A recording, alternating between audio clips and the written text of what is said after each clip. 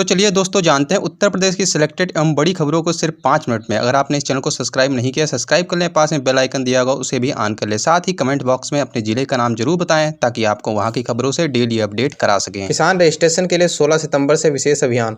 उत्तर प्रदेश सरकार 16 सितंबर से एक विशेष अभियान शुरू करने जा रही है, जिसका लक्ष्य 2.88 करोड़ पात्र किसानों को 100% पंजीकरण से जोड़ना है।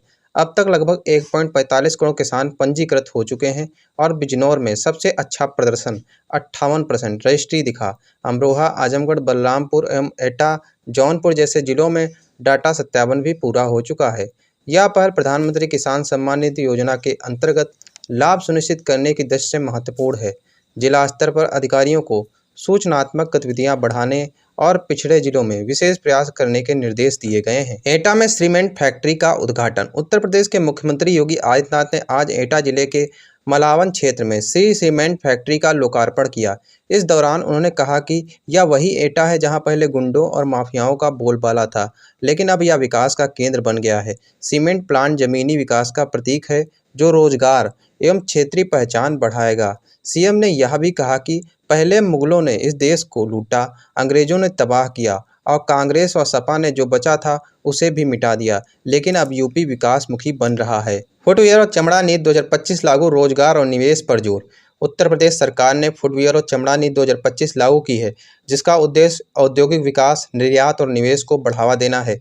बुंदेलखंड और पूर्वांचल जैसे क्षेत्रों में फुटवियर और चमड़ा पार्क स्थापित किए जाएंगे, जहां उत्पादन इकाइयों के साथ प्रशिक्षण और अनुसंधान केंद्र भी होंगे। निवेशकों को पूंजीगत सहायता, कर में छूट और औद्योगिक भूमि पर रियायतें दी जाएंगी। पर्यावरण संरक्षण को भी ध्यान में रखते हुए प्रदूषण नियंत्रण, जल प्रबंधन और नवीकरणीय ऊर्जा का भी समर्थन शामिल है। इससे लाखों रोजगार अवसर उत्पन्न होने की उम्मीद है, जिसमें उत्पादन, पैकेजिंग, परिवहन और सहायक सेवाएं शामिल हैं। चुनाव आयोग ने सपा प्रमुख के आरोपों की जांच शुरू कर दी। समाजवादी पार्टी के अध्यक्ष अखिलेश यादव ने एक वीडियो साझा कर दावा किया कि एक व्यक्ति 8 बार मतदान कर रहा है, जो चुनाव प्रक्रिया में गड़बड़ी की ओर संकेत करता है। इसके बाद चुनाव आयोग ने इसे गंभीरता से लेते हुए जांच शुरू कर दी है। आयोग ने पोलिंग बूथ का दौरा, वीडियो सत्यापन, बूथ पर तैनात अधिकारियों से पूछताछ के आदेश दिए हैं। जनता से अपील की गई है कि यदि कोई अनियमितता दिखाई दे तो तुरंत जानकारी दी जाए। यूपी 2047 विकसित राज्य की ओर रोड मैप तैयार। उत्तर प्रदेश के मुख्यमंत्री योगी आदित्यनाथ ने विकसित यूपी 2047 रोड मैप जारी किया है, जिसका उद्देश्य राज्य की अर्थव्यवस्था को 2029-30 तक 1 ट्रिलियन अर्थव्यवस्था और 2047 तक 6 ट्रिलियन तक पहुंचाना है। इसमें कृषि अवसंरचना, स्वास्थ्य, शिक्षा, ऊर्जा, प्रौद्योगिकी व सेवा क्षेत्र जैसे 12 प्रमुख क्षेत्रों को प्राथमिकता दी गई है। प्रत्येक जिले के लिए जिला घरेलू उत्पाद मॉडल अपनाया जाएगा, ताकि योजनाएं स्थानीय आवश्यकताओं के अनुसार तैयार की जा सकें। रोजगार सृजन पर जोर देते हुए रोजगार बूस्टर की पहल की गई है, जो निवेश और रोजगार को जोड़ने का काम करेंगी। पूरे ग्रामीण यूपी में 24x7 पेयजल सप्लाई का लक्ष्य। उत्तर प्रदेश एक ऐसा राज्य बनने की दिशा में है जहां सबसे बड़ी ग्रामीण आबादी को 24x7 स्वच्छ पेयजल उपलब्ध कराने की योजना है।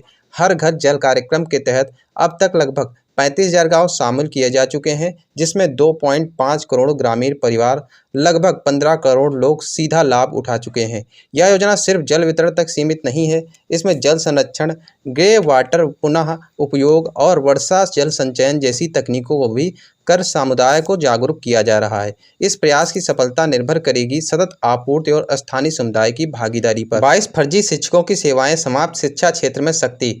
उत्तर प्रदेश माध्यमिक शिक्षा विभाग ने 22 फर्जी प्रमाण पत्र वाले शिक्षकों की सेवाएं समाप्त कर दी है। यह कार्रवाई सत्यापन प्रक्रिया के दौरान हुई मिली जानकारियों के आधार पर की गई है और इसके साथ ही विभाग ने इन शिक्षकों द्वारा ली गई वेतन वापसी के लिए निर्देश भी जारी किए हैं। यह कदम शिक्षा व्यवस्था में पारदर्शिता और गुणवत्ता सुनिश्चित करने के उद्देश्य से उठाया गया है। मुख्यमंत्री योगी आदित्यनाथ 24 अगस्त से 2 दिवसीय गोरखपुर दौरे पर होंगे। उत्तर प्रदेश के मुख्यमंत्री योगी आदित्यनाथ 24 अगस्त से गोरखपुर के लिए 2 दिन का दौरा शुरू करेंगे। इस दौरे के पहले दिन यानी 24 अगस्त को वे पेडलेगंज में आयोजित गुरु ग्रंथ साहिब के प्रकाश पर्व में मुख्य अतिथि के रूप में शामिल होंगे। कार्यक्रम की सफलता सुनिश्चित करने के लिए सुरक्षा और यातायात प्रबंधन की विस्तृत तैयारियां प्रशासन द्वारा की जा रही हैं। अगले दिन 25 अगस्त को मुख्यमंत्री जनता दर्शन कार्यक्रम में शामिल होंगे, जहां आम नागरिक सीधे उनसे अपनी समस्याएं साझा कर सकेंगे। इस यात्रा के दौरान योगी आदित्यनाथ कुछ विकास परियोजनाओं का शिलान्यास और उद्घाटन भी करेंगे। इस 2 दिवसीय दौरे का उद्देश्य धार्मिक, सामाजिक और प्रशासनिक क्षेत्रों में संतुलित दृष्टिकोण से गति प्रदान करना है। उर्वरकों की आपूर्ति में निजी क्षेत्र की हिस्सेदारी बढ़ेगी। उत्तर प्रदेश सरकार ने उर्वरक वितरण में निजी क्षेत्र की भूमिका बढ़ाने का फैसला लिया है।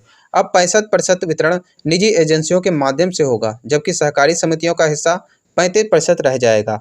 यह बदलाव उस किसान आधारित संकट के बीच आया है जिसमें पॉइंट ऑफ सेल सिस्टम में तकनीकी गड़बड़ियां और नेपाल तक उर्वरकों की कथित तस्करी जैसे मुद्दे शामिल हैं। सरकार कहती है कि अभी तक 16 लाख मीट्रिक टन उर्वरक उपलब्ध हैं, जिसमें 6 लाख टन यूरिया शामिल है, मगर कई जिलों में किसानों की कतारें लंबी हैं।